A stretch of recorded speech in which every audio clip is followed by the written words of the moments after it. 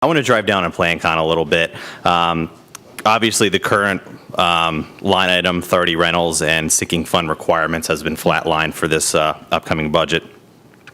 I assume the administration is planning another moratorium moving forward? Yes, and again, because there's 300 and some in the pipeline, and I think we need to move those forward. Yeah.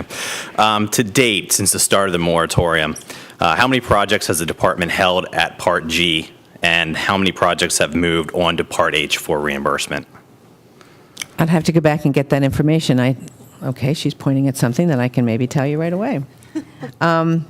Here we go. There are 203 projects that are being held in G, if you will. Do you know how many we've moved out since the moratorium onto H for reimbursement? We haven't moved any out since the moratorium began. None. Okay.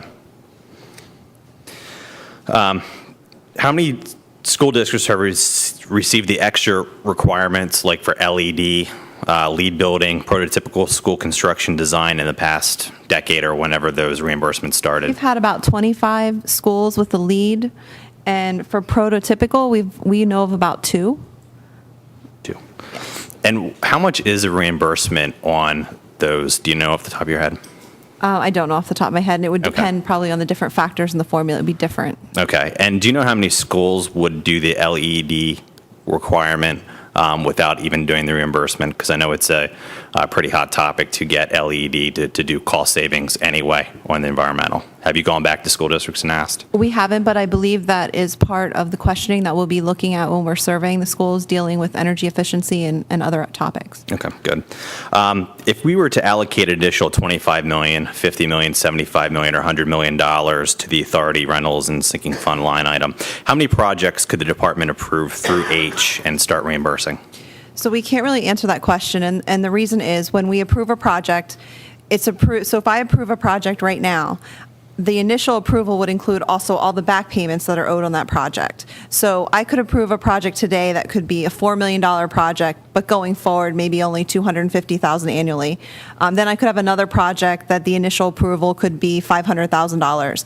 And since we've been kind of stuck without funding, and once funding's available and we're reviewing those H's, once we start reviewing the H's, we will have, a better idea of that. But typically, when money's available, you approve the amount of projects you can up until there is no more money available.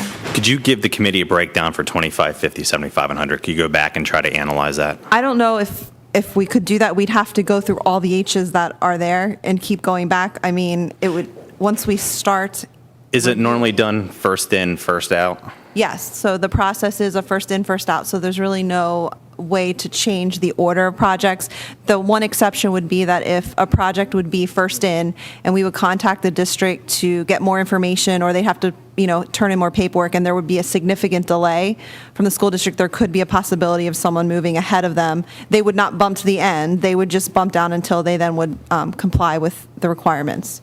But you know the project's in line, though, correct? So you know the amount. So you could go back and say, with 25 million, we could drop down this list. Well, you would have to go back and do the reviews. So we haven't done the reviews since they haven't had G approval or H approval.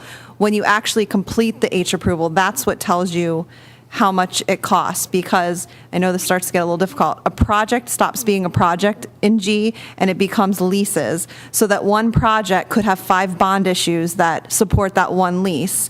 So that project then turns into leases. So a school might have a project that they only send out 2 of the bond issuances for, and they're waiting to do 2 more. So they could actually be in H 3 different times for the same project, which makes that answer very difficult. Could you try to do your best? We could try to do our best, Representative. I'd appreciate it. Does the administration support overhauling the PlanCon process to reduce mandates on school districts, simplify the process, and reduce the Commonwealth's obligations moving forward? Yes, we do. That's part of the study. Yeah, good. Thank you. Appreciate it. Thank you, Mr. Chairman.